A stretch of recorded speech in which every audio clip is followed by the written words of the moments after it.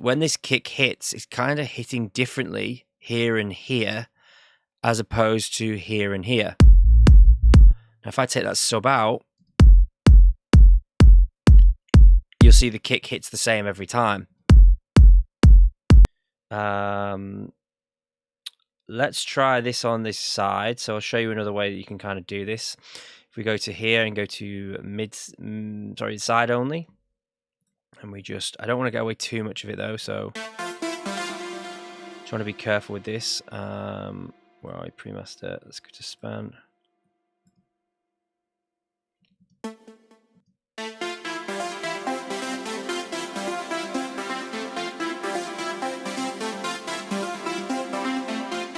See, that way of doing it is taking it out too much. So what I might actually do with this version, get rid of that. There's always going to be a different, everything's always going to have a different sort of approach depending on the elements that you're using, what your desired effect at the end is going to be, and all these sorts of things. So let's just try adding, there's a bit of a noise floor in it, which I'm not too fond of, which is giving it that warm sort of muddy sort of sound to it. I want it to be a real nice, clean, clinical sort of hat loop, shaker loop. So I'm going to try and use a noise gate to try and clean out some of the floor of the sound. So as we've got here now, the problem that I've kind of got is that it won't be too bad. What I want to try and do is get rid of the floor of this like noisy part here. So if I just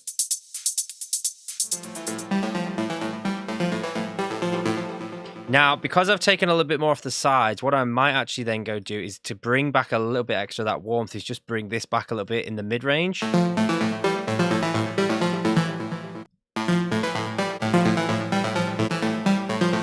To balance it out, because I've obviously taken a little bit off the side. So just these little things to think about. If you're taking, too much off the sides and it's giving that sound of it sort of being a little bit less warm, how can I bring it back in while still having the in phase, so.